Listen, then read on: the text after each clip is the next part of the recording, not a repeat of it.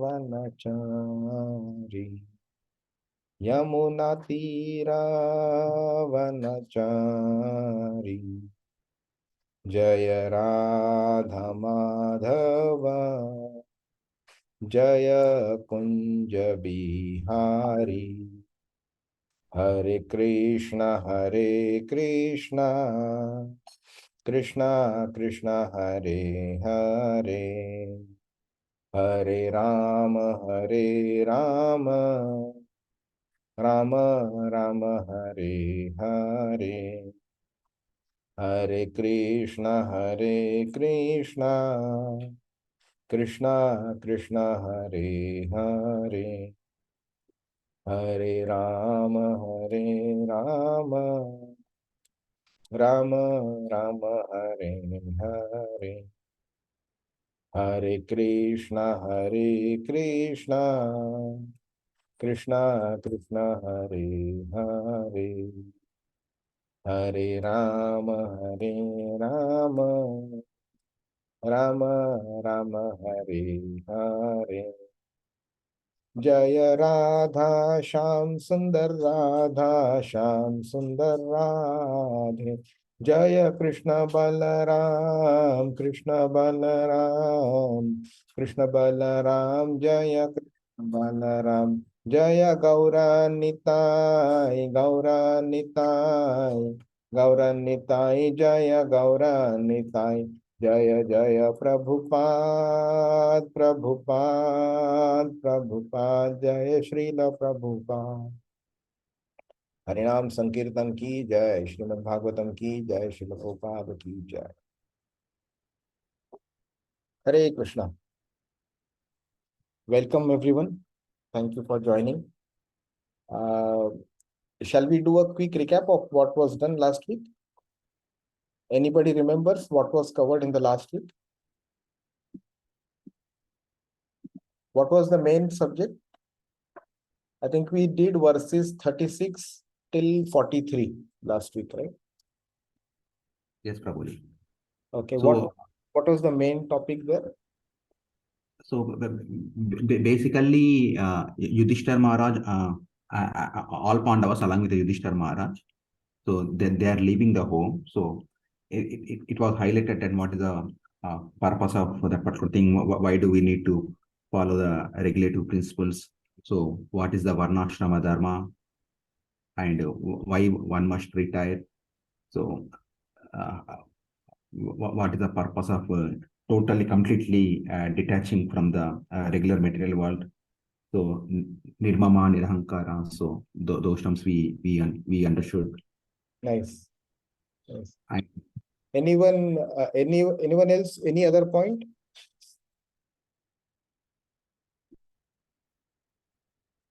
Hare Krishna, Aradhana Dasi, welcome. Prabhu Maharaj Yudhishthir started feeling rather he was observed that Kali has already come, and the signs of Kali Yuga has already been started, and that's why he thought it is better now to quit the body and not to be there. And finally, he dressed himself in the torn clothes and gave up his solid foods, became dumb, and likewise he just wanted to be meditate more on Krishna so that he can pass off this body easily. Yeah.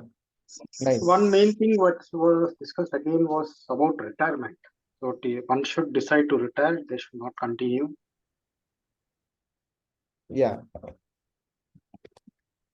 Sorry, Uday Prabhu, can you repeat? I just got distracted. Sorry. I was telling about one should decide to retire also. It is not that you should continue to keep working or doing things. At some point in time, you should give up this thing and you should go towards the Lord. Yeah, that's correct. Just a kind of a small catch over there is the need for retiring from family life in a physical manner is not required. Yeah, Krishna expects us to perform this activity with clear mentality. So when he expects bhakti, it is simple to go to Himalaya, and because there are no enticements around us, it is simple to not get attracted to them because they do not exist. But despite being in the family life and performing bhakti, it is even more difficult. And if we are able to do that, then that is even more appreciable. So retiring from the family life from a mentality perspective is what is required, not required physically to go somewhere in the Himalayas or something like that. I didn't mean the family life, basically about even duties, like say they have taken an example of politicians and all those, Yes, right? correct. Yes, perfect. Yeah, thanks.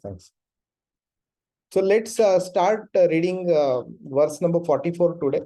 So this section 44 to 51 talks about the actual activities which Yudhishthir gave up or Yudhishthir took up, and not just him but his brothers and wife also, in order to achieve their ultimate objective.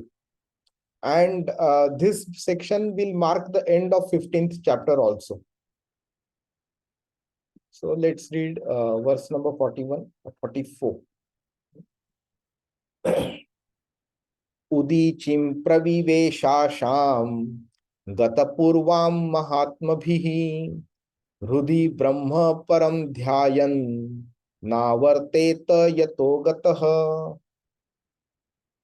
He Translation. then started towards the north, treading the path accepted by his forefathers and great men, to devote himself completely to the thought of Supreme Personality of the Godhead, and he lived in that way wherever he went. Purport. It is understood that from this verse that Maharaj Yudhishthir followed in the footsteps of his forefathers and the great devotees of the Lord. We have discussed many times before that the system of Varnashram Dharma, as it was strictly followed by the inhabitants of the world, especially by those who inhabited the Aryavrat province of the world, emphasizes the importance of leaving all household connections at a certain stage of life. The training and education was so imparted, and thus a respectable person like Maharaj Yudhishthir had to leave all family connection for self-realization and going back to the Godhead. No king or respectable gentleman would continue family life till the end because that was considered suicidal and against the interest of the perfection of human life. In order to be free from all family encumbrances and devote oneself 100% in the devotional service of the Lord Krishna, this system is always recommended for everyone because it is the path of the authority. The Lord instructs in the Bhagavad Gita 18.62 that one must become a devotee of the Lord at least at the last stage of one's life. A sincere soul of the Lord, like Maharaj Yudhishthir, must abide by this instruction of the Lord for his own interests. The specific words Brahm, Param, Parbrahm indicate Lord Shri Krishna. This is corroborated in the Bhagavad Gita 10.13 by Arjun with reference to the great authorities like Asita, Deval, Narad, and Vyas. Thus, Maharaj Yudhishthir, while leaving home for the north, constantly remembered Lord Krishna within himself, following in the footsteps of his forefathers as well as the great devotees of all time. Hare Krishna. Yeah. Thank you, Prabhu. So now, does anyone remember which is this verse? Bhagavad Gita 10.13. Okay, what is the significance of this particular verse? We'll just go one step before that. Arjuna Arjuna basically refers to all those great sages, and he says, these are the great sages who say that you are the Lord, and now you yourself are telling me all this information. Perfect. And what had happened just 4 verses before that?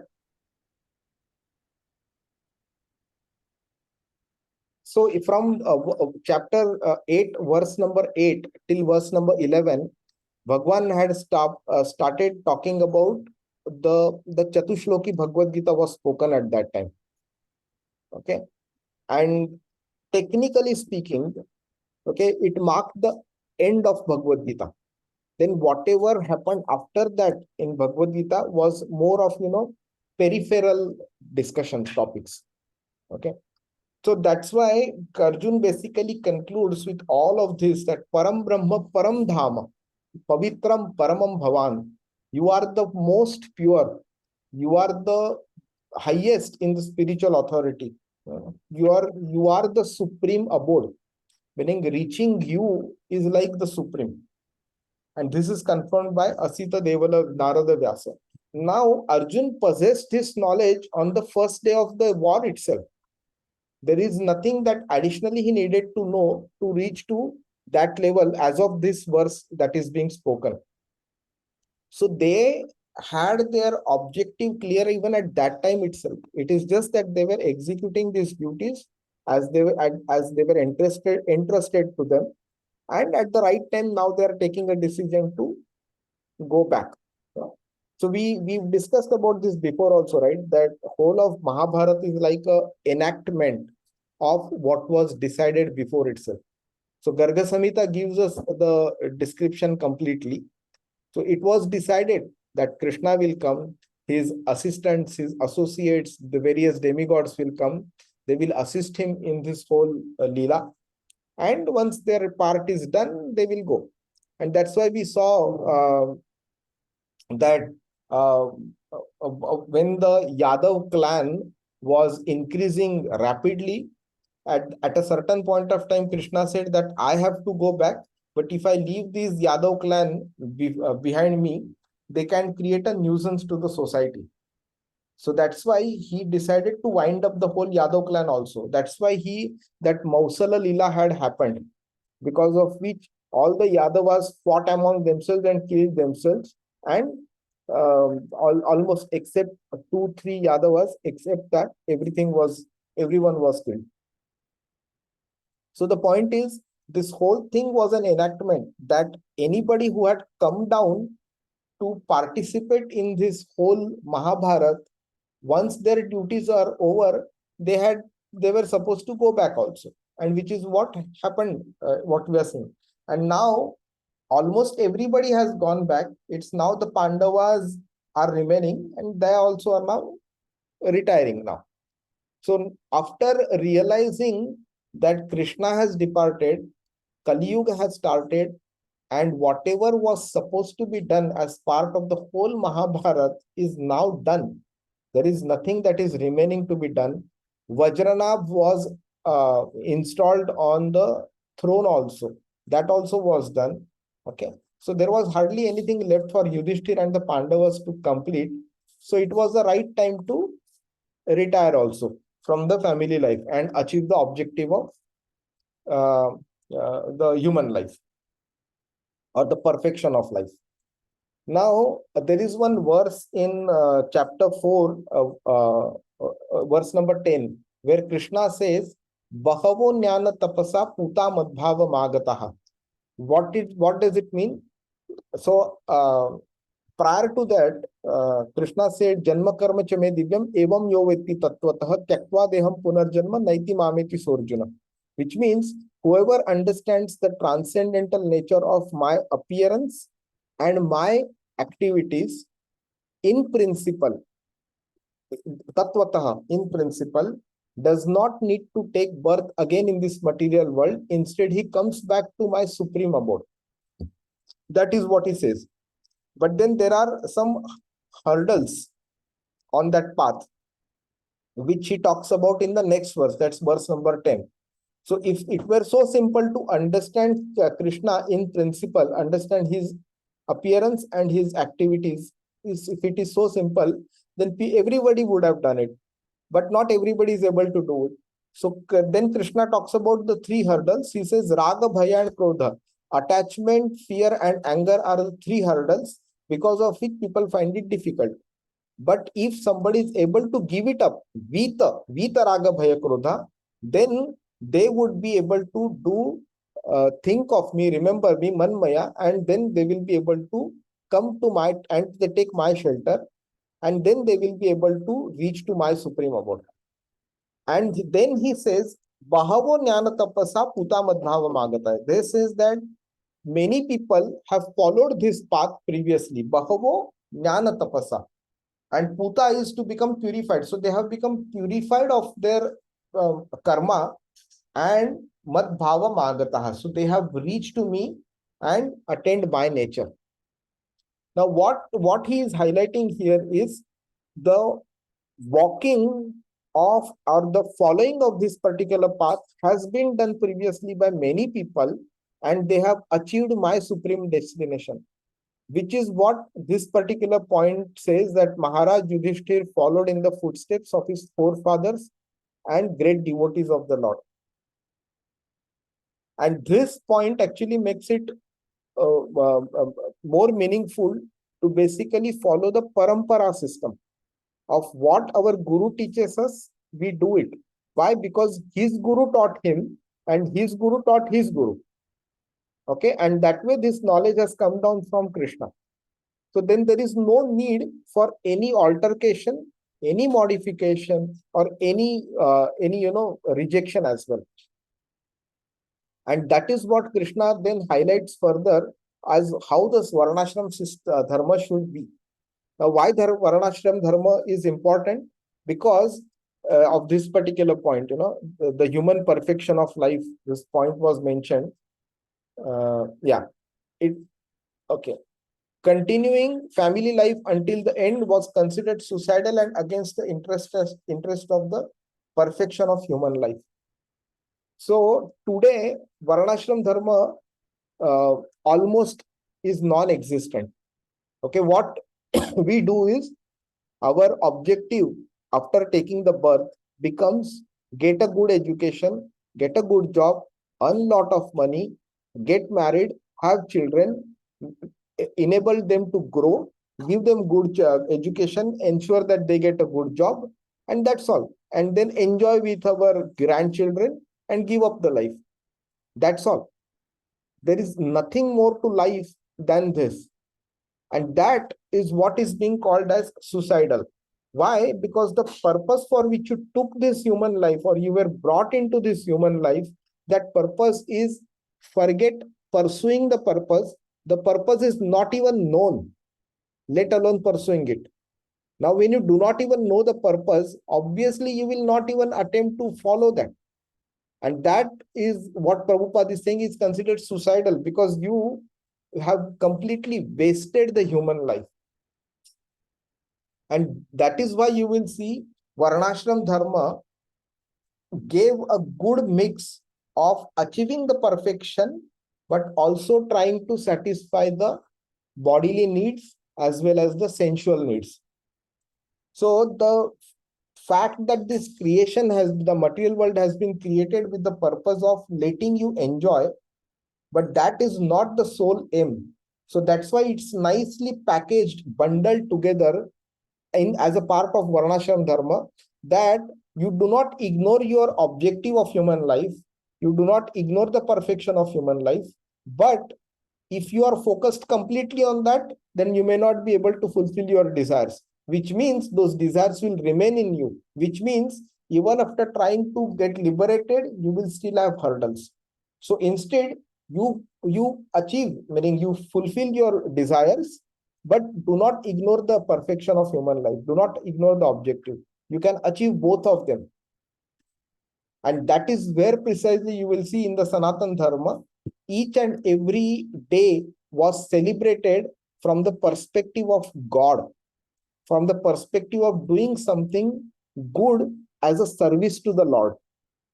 Yeah? Whereas you see in other faiths, there is a kind of a complete ignorance about God being centered around our life, centered within our life. And if that is not there, all our activities will revolve only around the body. So that is the importance of following Varnashram dharma.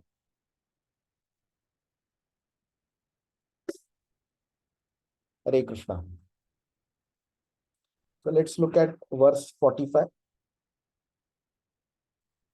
Sarve tam anunirjagmur bhrataraha kruta nishchayaha kalina dharma mitrena društva spruštah praja bhuvi. Hare Krishna. Anybody? Translation. The younger brothers of Maharaja Yudhishthira observed that the age of Kali had already arrived throughout the world and that the citizens of the kingdom were already affected by irreligious practice. Therefore, they decided to follow in the footsteps of their elder brother. Purport. The younger brothers of Maharaja Yudhishthira were already obedient followers of the great emperor, and they had sufficiently been trained to know the ultimate goal of life. They therefore decidedly follow their eldest brother in rendering devotional service to Lord Sri Krishna. According to the principles of Sanatana Dharma, one must retire from family life after all the duration of life is finished and must engage himself in self-realization. But the question of engaging oneself is not always decided. Sometimes retired men are bewildered about how to engage themselves for the last days of life. Here is a decision by authorities like the Pandavas.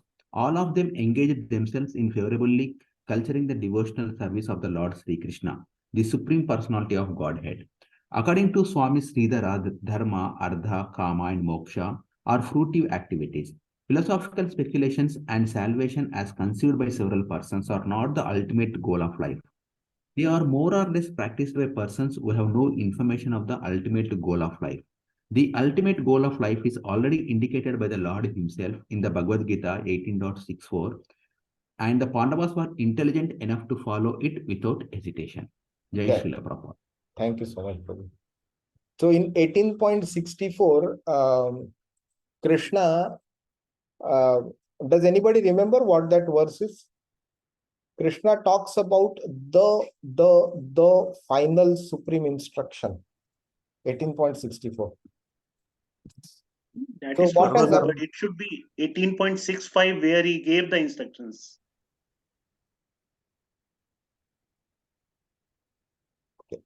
So far, Krishna has spoken many instructions, and every time he has said that what I'm giving to you now is the supreme instruction.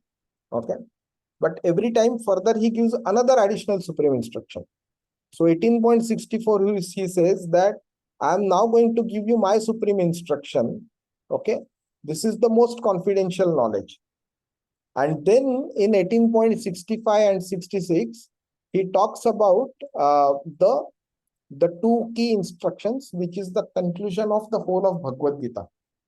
And post this, Krishna does not say at any point of time that now I'm going to give even a further supreme instruction. So which is why we can understand that this is the supreme instruction, nothing beyond this one. And what is this one?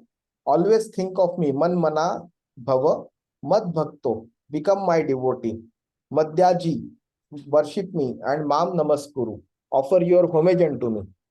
So thus you will come to me without fail. I promise this because you are my very dear friend. Abandon all varieties of religion and just surrender unto me. Sarva dharman parityajya, abandon, give up. And mam ekam sharanam braja. I shall deliver you from all sinful reactions. Do not fear. So again, the point here is just surrender unto me. Mam ekam sharanam braja. He does not say me and something else. It is me alone. Okay. It cannot be that, you share me with something else, or you share your activities and your objective along with me and something else. That's not acceptable. So that's why Prabhupada is saying this is the ultimate goal of life. Okay. Ultimate goal of life is to surrender unto the Supreme Personality of Godhead. Now, again, this point also refers to a similar stuff that we discussed in the previous verse, that Maharaj Yudhishthir decided to retire because the footsteps of whom he was following, those people had already done something similar. And the brothers of Maharaj Yudhishthir, they followed him because they used to consider him to be the kind of the supreme in terms of dharmic knowledge. So whatever he used to say, they used to follow and do it properly. And now here also they are taking a decision on the perfection of human life, the final decision, that also they are relying upon what Yudhishthir is doing, they are doing it. But they are not doing it blindly. They have identified that it is the right time to do it. How? Because they could see that because of the influence of age of Kali, all the citizens have started getting influenced and affected. Okay. Now just compare. Despite Maharaj Yudhishthir kind of emperor being there, if the citizens of at that time had started becoming affected by Kali Yuga, imagine where are we right now? Okay. And imagine few thousand years later, where would the world be? There will be nothing called as religion. Religion, not in the sense of the way the humans have created the word religion, but from the perspective of dharma as Sanatan Dharma. There will be nothing. We would have completely lost it few thousand years later. Now, one has to think to himself and take a decision. How difficult do you find practicing Adhyatmik Marga today? And then compare that with few thousand years later. How difficult would it be? It would be almost impossible. So in such a scenario, this is a golden opportunity for us to learn and apply the teachings of Bhagavad Gita and Srimad Bhagavatam in our life, do bhakti to Krishna, and get rid of this material world. Imagine if we were to take another birth, if we get a human birth in the next life, it is still fine. But if we get a birth in another species, and if you have to follow a good cycle of many lifetimes, by the time we are born again as human, we probably would have lost that opportunity altogether. 5,000, 10,000, 20, 30,000 years later, if you are born, the probability of achieving the perfection of life will be almost zero. We would only be born to suffer for our karma, and that's all. So that's why do not waste this opportunity. Use it to the maximum extent possible. Finish off your nonsense activities like karma and akarma, not akarma, the pap karma and all that, meaning suffer for it, whatever we have done previously, and just do bhakti and get rid of this one. And that is precisely the reason why Chaitanya Mahaprabhu calls this as the golden age. Golden age of Kali Yuga is this period. Even Mahaprabhu further goes on to state that from the time of his advent, 10,000 years, of which around 500 odd years have already elapsed. He is saying, which means another 9,500 years are remaining, which is still considered to be golden age. And that golden age will be, meaning the end of that golden age will be known by a few things, like the Govardhan hill would have completely become flat. Ganga, Yamuna would have been evaporated completely. They would have left Earth planet completely. Yeah. And then it's only the Mlecha and Yavanas who will survive on this planet. This is what is going to happen. It would practically be impossible to achieve anything here. That's why it is more important for us to do bhakti now rather than waiting for another opportunity. And in this case, Prabhupada is saying that, as Uday Prabhu also rightly mentioned, at a certain point of time, we should start retiring mentally from our activities and focus on the Lord. Yeah, one other good pointer. So Sridhar Swami, not sure if you know about him, but Sridhar Swami is one of the first commentators on Srimad Bhagavatam, and his commentary was appreciated by Chaitanya Mahaprabhu also, and Mahaprabhu had said that it is authentic, completely perfect, and he writes Dharma, Artha, Kama, Moksha, which is considered to be the 4 pillars of Sanatan Dharma. He is saying that they are not the ultimate goal of life. And this is what we have been discussing for quite some time, right? Bhakti is the goal of life, not moksha. Okay, so you will see Dharma and moksha are on the extreme ends, and Artha and Kama is in between. So Dharma is the religious principles, Moksha is getting rid of this material world altogether. And in between, artha is there, that is financial kind of activities, and then vasana, kama, the desires to be fulfilled. So when you follow religious principles, you will achieve that financial benefits, or not artha financial alone, but material pleasures, material benefits, and that will satisfy your kama desire. And while following the religious principles, but also enjoying the material benefits, you will be able to achieve moksha. That is why this whole circle is there. And the artha and kama is encompassed within dharma and moksha. But despite this, Sridhar Swami says that it is not the ultimate goal of life. The ultimate goal of life is to serve Krishna, surrender unto him, become his devotee, and go back to his God, go back to his planet. Jai. Hare Krishna.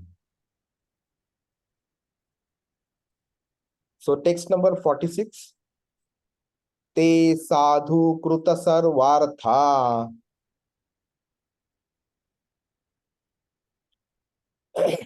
Sorry. Te sadhu kruta sarvartha. Jnatvatyantikamatmanah. Manasa dharayamasurvai. Manasa dharayamasu. Vaikuntha charanambujam. Translation. Who's reading? Hare Krishna. I'll take up Prabhuji. Hare Krishna. They all had performed all the principles of religion, and as a result rightly decided that the lotus feet of the Lord, Sri Krishna, are the supreme goal of all. Therefore, they meditated upon his feet without interruption. Purport. In the Bhagavad Gita 7.28, the Lord says that only those who have done pious deeds in previous lives and have become freed from the results of all impious acts can concentrate upon the lotus feet of the Supreme Lord Sri Krishna. The Pandavas, not only in his life but also in their previous lives, had always performed the supreme pious work, and thus they are ever free from all the reactions of impious work. It is quite reasonable, therefore, that they concentrated their minds upon the lotus feet of the Supreme Lord Sri Krishna. According to Sri Vishwanatha Chakravarti, Dharma, Artha, Kama, and Moksha principles are accepted by persons who are not free from the results of impious action. Such persons affected with the contaminations of the above four principles cannot at once accept the lotus feet of the Lord in the spiritual sky. The Vaikuntha world is situated far beyond the material sky. The material sky is under the management of Durga Devi, or the material energy of the Lord. But the Vaikuntha world is managed by the personal energy of the Lord. Jai Srila Prabhupada. Thank you, Prabhu. So this 7.28 talks about what happens when a person performs pious activities for a very long time. So let's just look at that.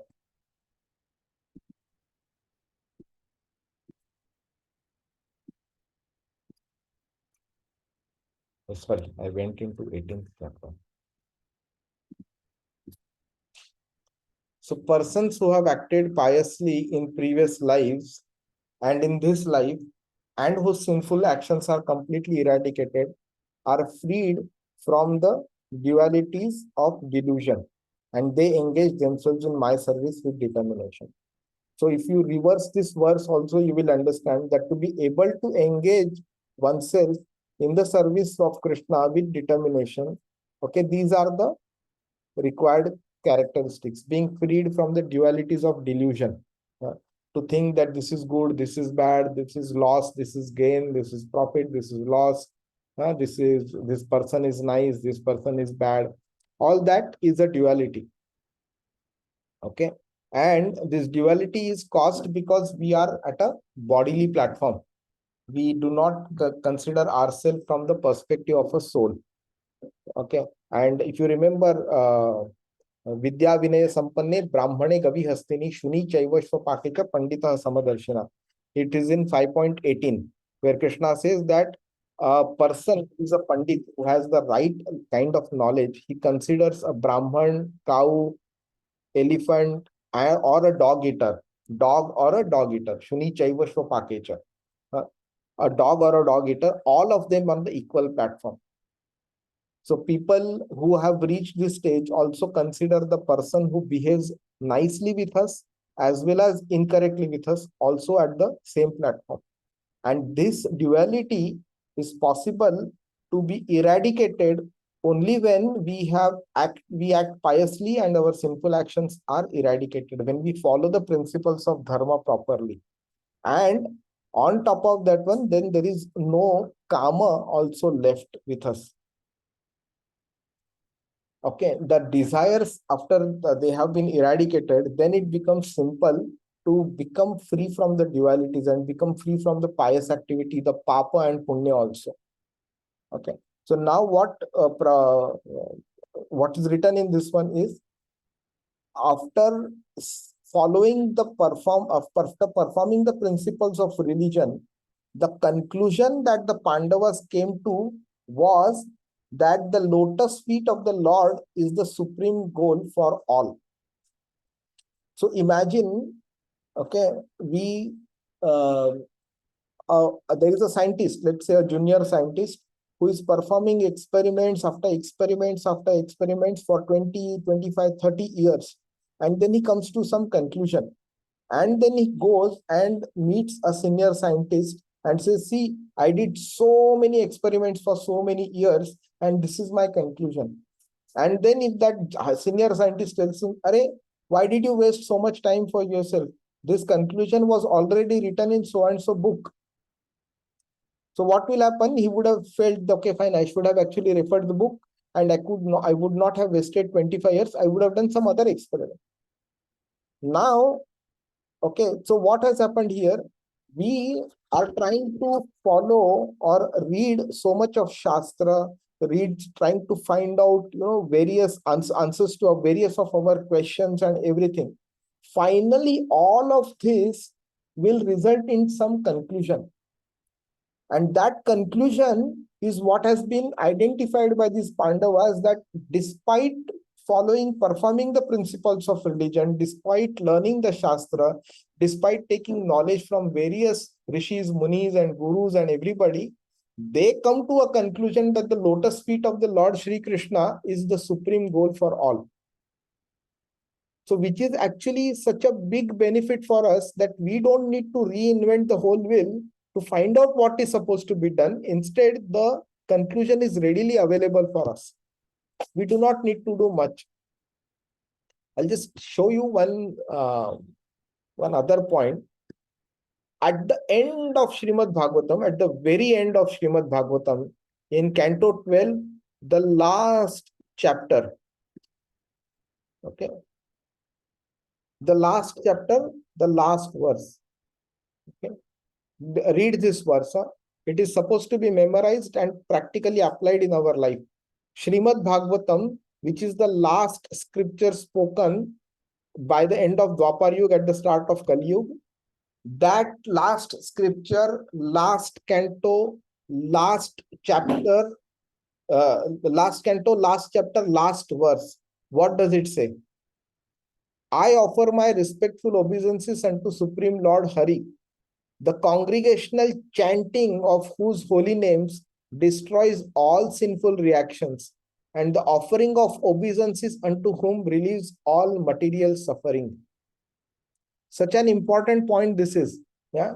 So the congregational chanting, okay, of Harinam Sankirtan, okay, destroys all sinful reactions. And pranam to Hari relieves all material suffering.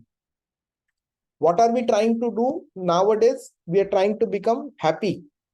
That means we don't want material suffering. But the knowledge of how to become happy is not there with us. We try to reinvent the wheel every now and then, and come up with a new conclusion. Okay, if I get a good mobile phone, if I get a good job, good bank balance, good car, good this, good that, and so power and what reputation and whatever it is, then will I become happy.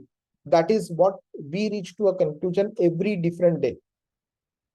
However, Srimad Bhagavatam tells us that to become happy or to relieve oneself from material suffering, Sharan, surrender to the Supreme Lord, is the only possibility, is the only solution.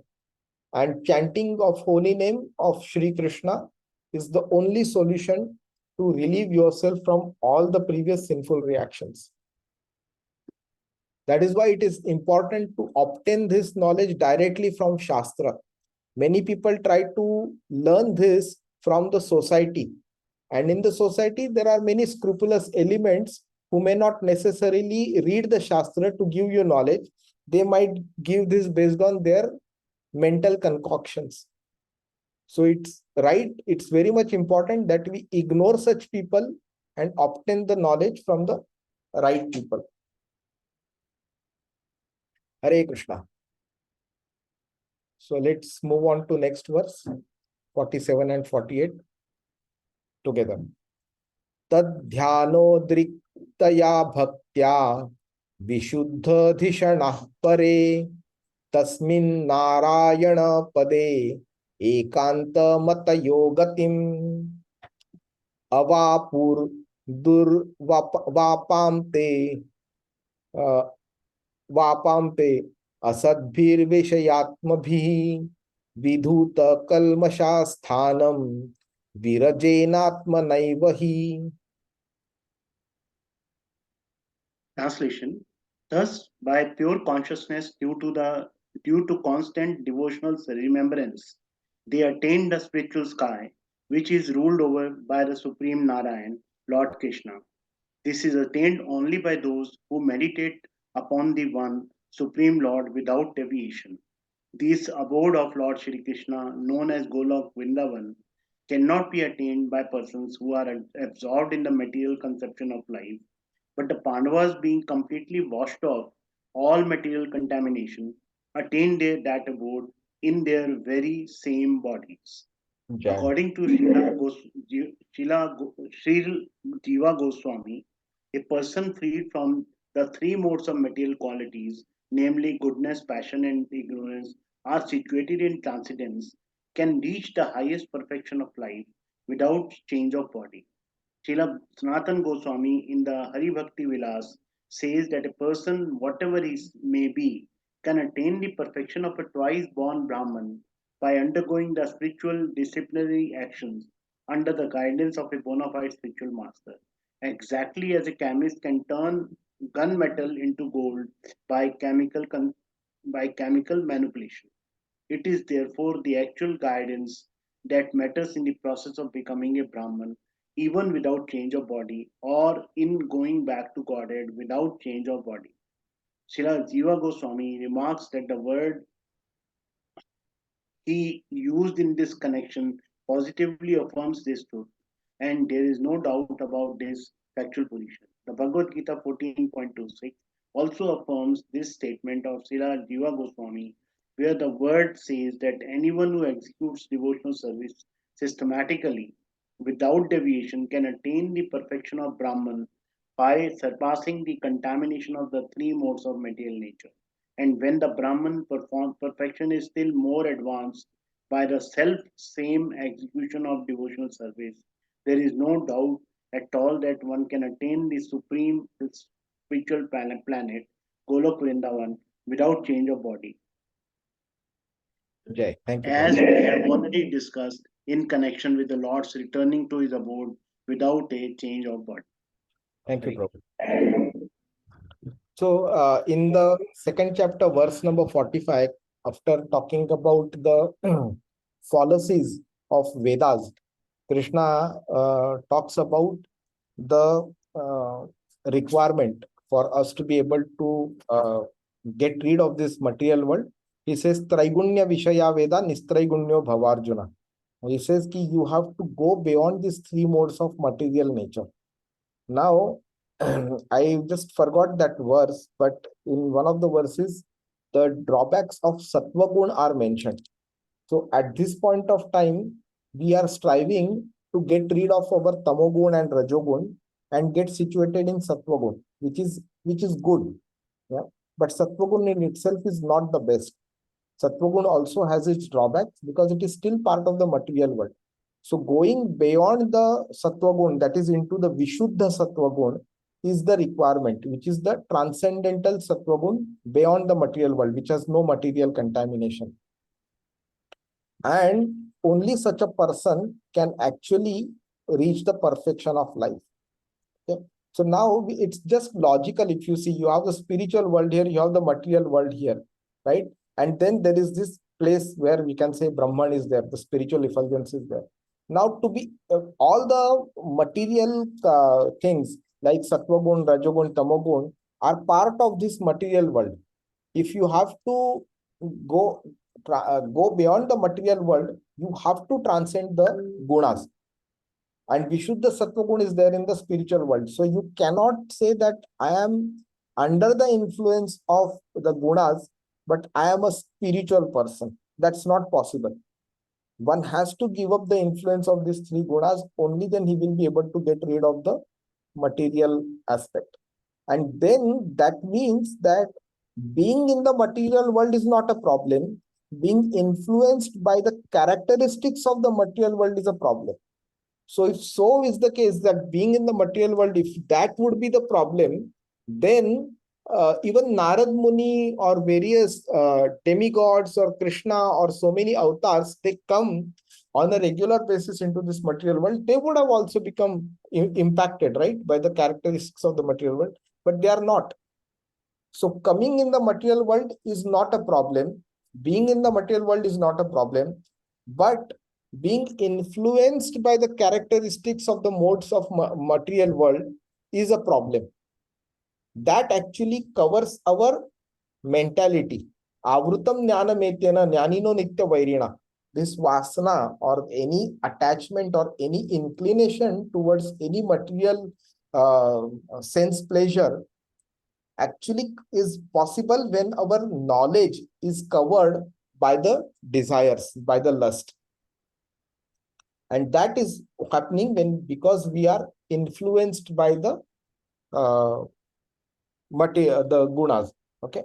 So in the third chapter, 36th verse, Arjuna asks this question, right? Why does a person perform activities which he does not want to, as if he is forced by somebody? Helplessly he performs. So that's why Krishna says, Kama esha, Krodha esha, Rajoguna samudbhava. So this is possible because Rajoguna samudbhava. Because somebody comes under the influence of mode of passion, that's why he develops these kind of desires, which result into anger also. So getting or rejecting the influence of these modes of passion and ignorance is important. And for that, we need to go and situate ourselves on Sattva Gun. But we need not get stuck at Sattva Gun. We have to strive for Vishuddha Sattva Gun.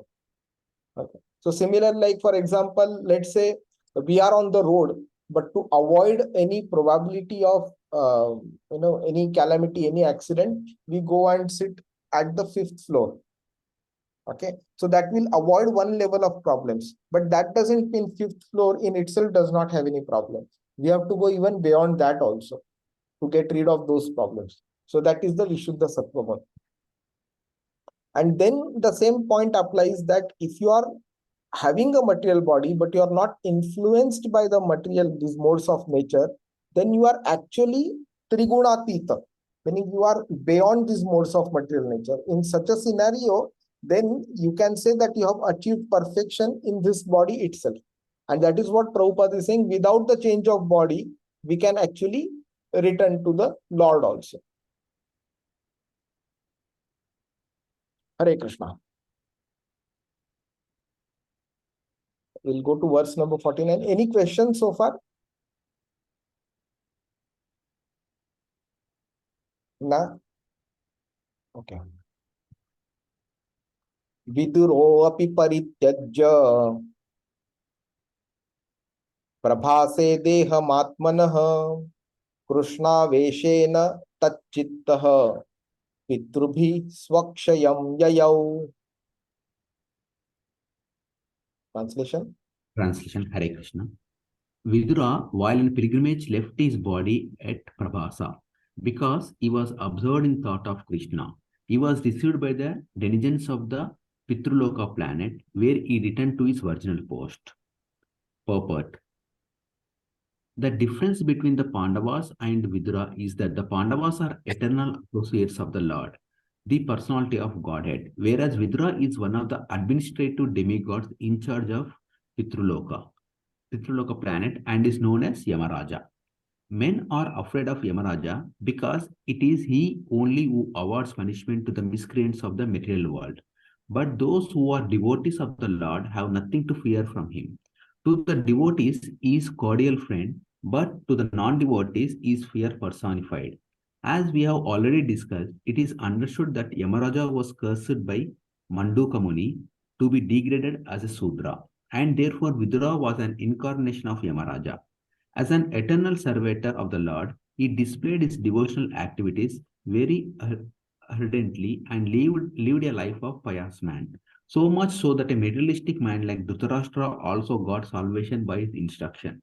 So, by his pious activities in the devotional service of the Lord, he was able to always remember the lotus feet of the Lord, and thus he became washed of all contamination of Sudra born life.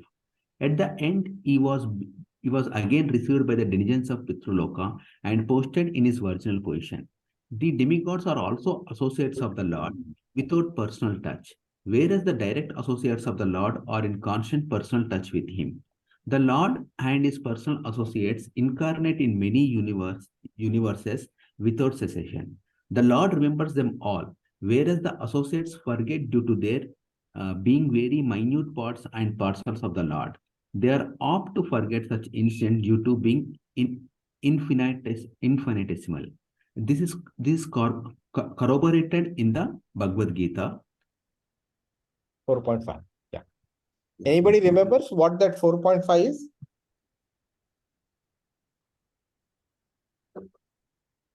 Rakesh Prabhu?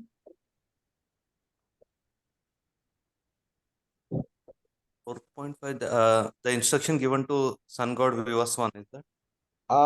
Okay. So after that, Arjun asks him a question. How is it possible that Yeah. you gave this instruction to Vivaswan, Yeah, whereas because he was born before you. yeah, correct. And that was question. That question was in 4.4, and in Yes, 4.5 gives the the answer. Lord answered saying that there have been too many births that have occurred, and we have all been present in all the births. I remember each and every one of them. However, you don't. Perfect. Excellent. Excellent. So about Vidur, this was already mentioned, so I will not go into detail. But just one point we need to understand. Okay. So Yamaraj is projected in a very negative manner in the society. And all this is again because of the influence of the movies or the dramas played by the society, written by people who have not actually read Shastra. Okay. So when you tell me, when the word or name Yamaraj comes up, what is the first thing that comes to your mind? Rao Prabhu, Sushil Prabhu? Death. Death. It's basically Okay. fear. Correct. Death. Okay. Anything else that comes to your mind? Fear. Okay. And from a personality perspective, what comes to your mind? They show him as basically like a demon, right? Yeah, exactly. So, with a mace in the hand, with long mustache, and sometimes a black person, or sometimes a very fiery looking person, or something like that, right? All these are just projections made by people who have never learnt Shastra. And this is what actually is degrading people, actually. And that is why in one of the verses in Chaitanya Charitamrita, Chaitanya Mahaprabhu mentions that there are only 4 authentic paramparas right now living on this earth. One is the Brahma Madhva Gaudiya Sampradaya, which is where Prabhupada comes into. Then the other one is Kumar Sampradaya, which is the followers of the four Kumaras. Then there is one Rudra Sampradaya, which is the followers of the teachings of Lord Shiva. And then there is Shri Sampradaya, which is Lakshmi Mata, Nimbarkacharya and those people. They receive knowledge from Lakshmi Mata, and then that parampara is going on. Okay, so Madhvacharya, Ramanujacharya, Nimbarkacharya, and one more I forgot. These are the key people in the respective sampradayas who ensured that the right knowledge flowed, is disseminated. But what Mahaprabhu said is everything else is completely a nuisance to the society. So people who do not read Shastra, who do not obtain this knowledge from a guru, and they manufacture their own ideas to represent this knowledge, are only a nuisance to the society. Okay, and such people, then they create incorrect impressions about the personalities or the events or the Lord himself in the minds of general public. Now I'm going to just show you one particular verse of Srimad Bhagavatam, which talks about the greatness of Yamaraj. Okay.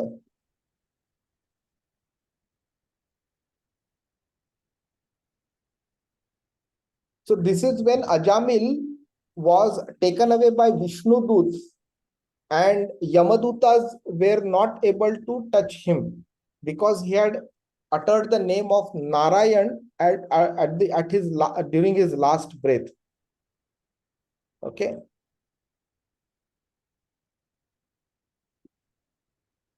This is the one.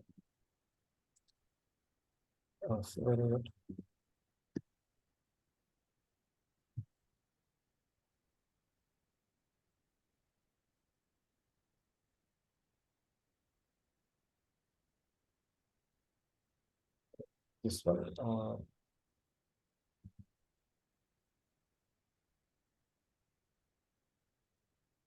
This is the one.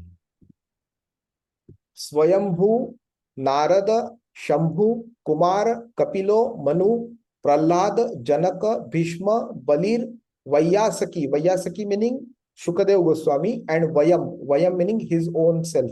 Okay. Okay. Let's see what he is talking about. Lord Brahma, Bhagwan Narad, Lord Shiva, the four Kumaras, Lord Kapila, son of Devahuti, purposely mentioned here because there was one atheistic Kapila also. Okay. Swayambhuva Manu, who is the current Manu. Okay. Then Prahlad Maharaj, Janak Maharaj, grandfather Bhishma, Bali Maharaj, Shukadev Goswami, and I myself know the religious principle. He is talking about it. Okay. And these are called as Mahajanas. Okay, who have understood the knowledge directly from the Lord, and they follow these religious principles perfectly. Okay. So the point I'm trying to highlight here is to consider Yamaraj as just death or fear personified would be, belittling him completely.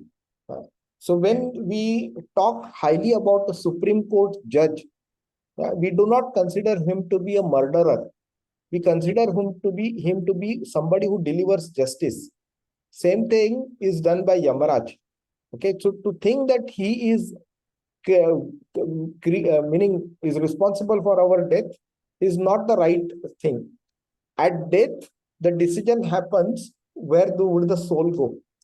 A person who has done impious activities and lot of papa karma will be taken by Yamadutas to Yamaraj, and there the punishment is given.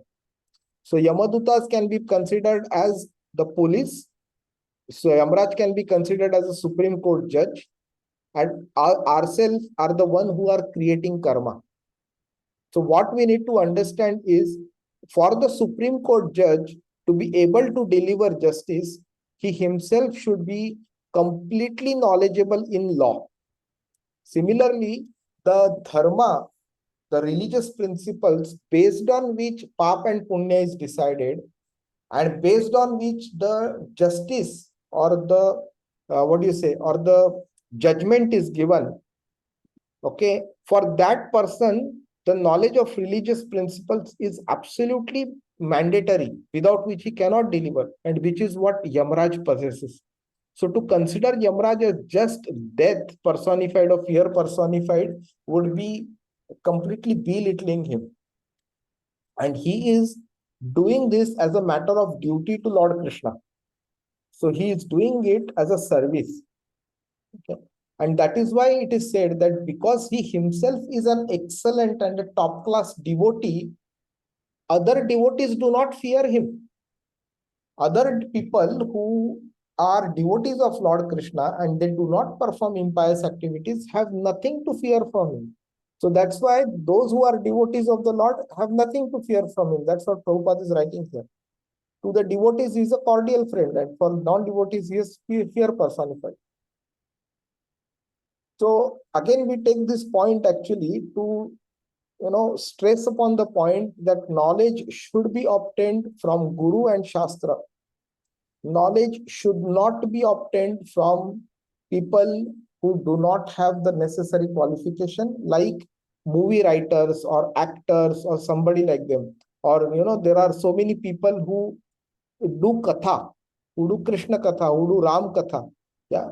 But before we start hearing knowledge from these people, before we start accepting them, we should find out which parampara they fall into. Whom have they learned this knowledge from? Who is their guru? Whom did the guru learn from? These are the questions you should ask before you accept knowledge from anybody.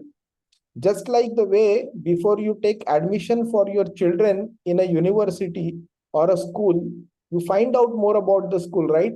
What is the track record of the university? What kind of disciplines they teach? How are the professors? What is the quality of the students who have graduated out? Are they doing well? Yeah. All of these valid questions are asked by people like us before we enroll our children into some university. Similarly, when we obtain knowledge, we have to also ask this question: who is teaching me? Whom am I receiving this knowledge from? Where did he get the knowledge from? And then we can put this in the perspective of the movie that is going on currently, that the movie named Adi Purush, yeah, so incorrectly represented only for some material benefit. Yeah, that movie shows Ravan holding a knife against the neck of Sita Mata and slitting her throat. That has not at all happened, but there is some personal, some motive, some material benefit that these movie writers try to achieve by projecting this, and then gradually over a period of time this incorrect knowledge gets disseminated in the society. That is why we have to ensure that we obtain this knowledge only from the right sources. Hare Krishna. Any question? Prabhu, you said the present time is Swambhavu Manu, but I think it is Vyavastha Manu, something like that. Achha, possible. Yeah, that's possible. I may have. There are 14 Manus that appear. So no, I have read in one of the purport of Bhagavatam, where the Prabhupada said that the Swambha Manu was initially there when the thing started, but present time is Vyavastha Manu. Yeah. Swayambhuva is the first one and Vaivasvat is the correct. Yeah, that's the correct one. I didn't remember the order of the names of the Manus. So the verse number 50, Draupadi cha tadajnaya patinam anapekshatam vasudeve bhagavati Jhekanta matirapatam. I've got used to speaking the verse and somebody repeating after me. That's why I paused multiple times. We could see that. Hare Krishna. Translation? Translation by Srila Prabhupada. Jai Srila Prabhupada. Draupadi also saw that her husbands, without caring for her, were leaving home. She knew well about Lord Vasudev, Krishna, the personality of Godhead. Both she and Subhadra became absorbed in thoughts of Krishna and attained the same results as their husbands. Purport by Srila Prabhupada. When flying an aeroplane, one cannot take care of other planes. Everyone has to take care of their own plane. And if there is any danger, no other planes can help another in that condition. Similarly, at the end of life, when one has to go back home, back to Godhead, everyone has to take care of himself without help rendered by another. The help is, however, offered on the grounds before flying in space. Similarly, the spiritual masters, the father, the mother, the relatives, the husband, and the others can all render help during one's lifetime, but while crossing the sea, one has to take care of himself and utilize the instructions formally received. Draupadi had 5 husbands, and no one asked Draupadi to come.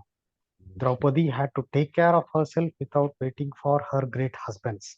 And because she was already trained, she at once took to concentration upon the lotus feet of Lord Vasudeva Krishna, the personality of Godhead. The wives also got the same results as their husbands in the same manner. That is to say, without changing their bodies, they reached the destination of Godhead. Srila Vishwanatha Chakravarti Thakur suggests that both Draupadi and Subhadra, although her name is not mentioned herein, got the same results. None of them had to quit the body. Jai Srila Prabhupada. Hare Jai Krishna. Shri. Actually, you all must be aware that just recently Jagannath Ratha Yatra started, right? Anybody was following that? Did anybody watch the Ratha Yatra? Okay. Slight one, I think it was day before yesterday, something like Yeah, that. yeah. 2 or 3 days back, I think Wednesday it Ah, happened. So the Subhadra of Jagannath Baldev Subhadra is the same Subhadra here. Okay. So Subhadra was Krishna and Balaram's sister who married Arjun, and there are many pastimes. Okay, it's a long story in itself. But how did Jagannath appear on earth? That in itself is a big long story. And that Subhadra, who is the eternal associate of the Lord, actually she would never be under the material influence. So her body is also like a transcendental body itself. So she had no difficulties in quitting the material life and going back to Krishna. So getting the same result as the Pandavas or Draupadi was hardly any kind of a difficulty for her. So the point is, the analogy is quite nice. You are given training on the ground and you are taught how to fly. Okay, and when you fly, you just have to remember the instructions given. So similar, and when you are in the plane, even if you see another plane having a difficulty, you practically cannot do anything. You have no option to help and save them. So similarly, when you are following the spiritual guidelines, yeah, the guru is there to train you properly. Krishna's instructions and all are there. But at the time of the death, you are by yourself completely. You have to remember Krishna, for which you need to remember the instructions given by Guru and Krishna throughout your life. Only then you will be able to remember Krishna at the time of death. At that time, absolutely nobody can help you, which is your final exam, right? When the teacher teaches us throughout the year, and when the student gives the exam, the final exam, nobody helps him. He has to write the question answer paper by himself completely. Similarly, the final exam of our life, our body, is death. At death, we have to be able to remember all that has been taught to us properly, so that we can remember Krishna at the time of death. And at that time, nobody will come to help us except for ourselves, because that is our exam. Then another point is, in the Varnashram Dharma Paddhati, when the sons become sufficiently mature and an adult, then the husband entrusts the care of the wife to the children. So the children take care of the mother rather than husband taking care of the wife. And then the husband focuses on Vanaprasthashram and then Sannyasashram. And that is how the upgradation of onto the path of spiritual dharma happens. Otherwise, as we saw that in the previous verses, if they don't do that, they will get entangled in the family life and they will never be able to come out of it, and which means the cycle of birth and death will just continue. Hare Krishna. Now, this is the last verse of the chapter. This is the something called as Phalashruti. Okay. So, anybody knows what Phalashruti is? What is the ultimately you will achieve from reading the entire, you can say, this chapter and all that? Yeah, correct. So Phalashruti talks about the benefit of performing an activity. Shruti is to hear. Okay. So at that time it was not in a recorded manner. So people used to hear Katha. And then the Kathakar used to talk about what is the benefit one will get by hearing whatever he has spoken. So similarly, after hearing this departure of Pandavas, what benefit will we get? That is mentioned here. Okay. And then we will talk about Bhagavatam from a Amala Purana perspective. Yeah. Yeah. Shraddhayaitad Bhagavat Priyanam Pandav Sutanamiti Samprayanam Shrunotyalam Swastyayanam Pavitram Labvaharo Bhakti Mupaiti Siddhim. Translation? The subject of the departure of the sons of Pandu and the ultimate goal of life, back to Godhead, is fully auspicious and is perfectly pure. Therefore, anyone who hears this narration with devotion, with devotional faith, certainly gains the devotional service of the Lord, the highest perfection of life. Srimad Bhagavatam is a narration about the personality of the Godhead and the devotees of the Lord like the Pandavas. The narration of the personality of the Godhead and his devotees is absolute in itself, and thus to hear it with a devotional attitude is to associate with the Lord and constant companions of the Lord. By the process of hearing Srimad Bhagavatam, one can attain the highest perfection of life, namely going back home, back to Godhead without failure. Hare Krishna. Does end the Bhakti Vedanta purpose of the first canto, 15th chapter of Srimad Bhagavatam, entitled The Pandavas Retire Timely. Now, this is obvious, right? If the Pandavas did something because they were highly religious people, it would definitely be for the ultimate benefit. So if they do something for ultimate benefit, obviously it is important for us to hear what they have done and follow their footsteps. So there are many perspectives that we learn from this chapter or this section in particular, that Maharaj Yudhishthir followed the footsteps of the previous acharyas. The brothers followed the footsteps of Yudhishthir. Draupadi and Subhadra also performed similar activities, right? So now, and what did they achieve? They were able to remember the lotus feet of Lord Krishna, and they were able to achieve his planet also. Okay. Now, when we understand all of this, what are we supposed to do? We are supposed to follow them. For following them, the first thing is to hear what they have done or hear about them.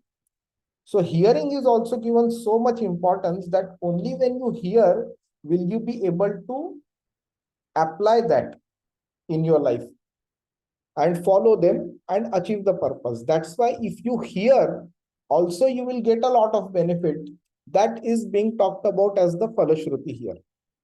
Because if you are not encouraged to hear, there is no question of you following them.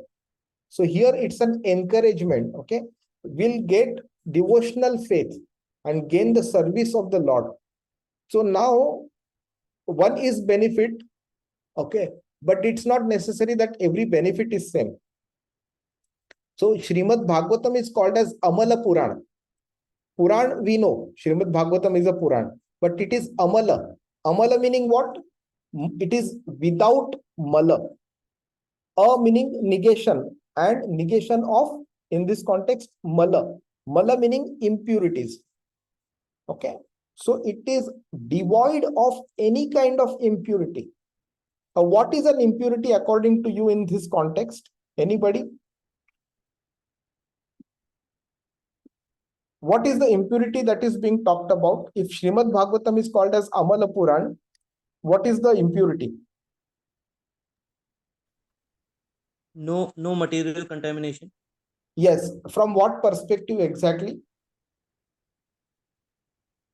The knowledge is transcendental knowledge. Correct. So the benefit of that knowledge is also transcendental, right? Yeah. So that means, what is a non-transcendental benefit? What could be a non-transcendental benefit? So if the benefit is categorized as transcendental, then that means there has to be a non-transcendental benefit also. And what could that be?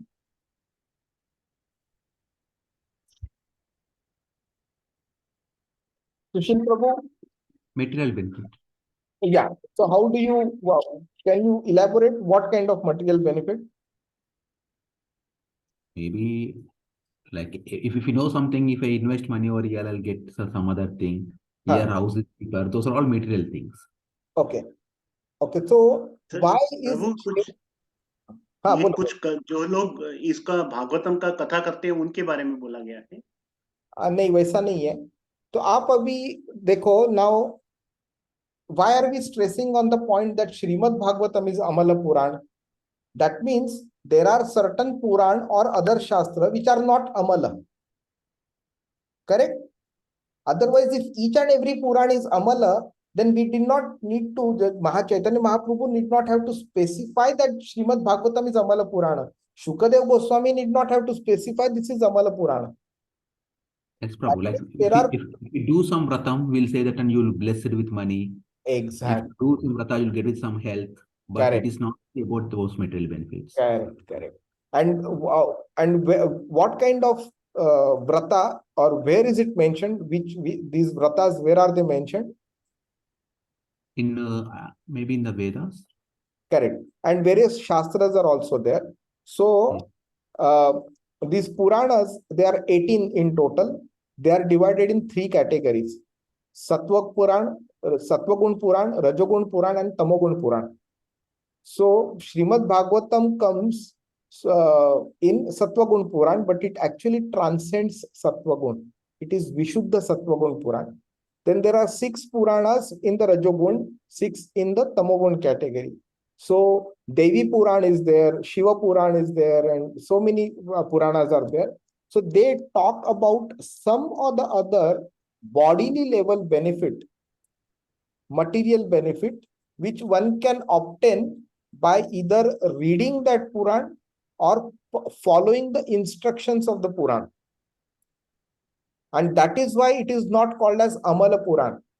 Why? Because it is not 100% perfect.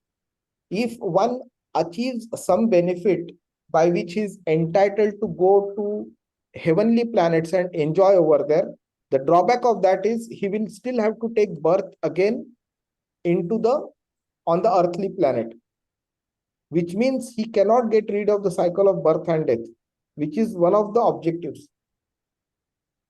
So if so is the case, if your Purana is not helping you achieve the ultimate perfection, then that is not Amala Puran. But Srimad Bhagavatam does not give any sort of material benefit. That's why it is called as Amala Puran. And here also, look at it, what he is talking about, that you will achieve the devotional service of the Lord, which is completely spiritual, nothing material in this, which is the highest perfection of life. Hare Krishna. Hare Krishna.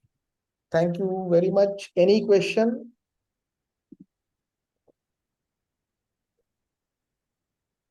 No? Okay. What about next Saturday? Is everybody here? There is a chance I may not be here. Are you available? I might not be there. Yeah, I might be on my journey. Okay, fine. So I think let's skip for next Saturday, and we can start from next to next Saturday. The 16th chapter we will start. Okay. Okay. So Next Hare Saturday Krishna. will be off, Prabhu. Sorry, Prabhu. Next Saturday will be off. Next Saturday, which is I think 1st July, will be off.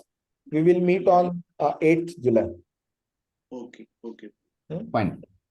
Okay. Hare Krishna. Hare Krishna. Hare Krishna.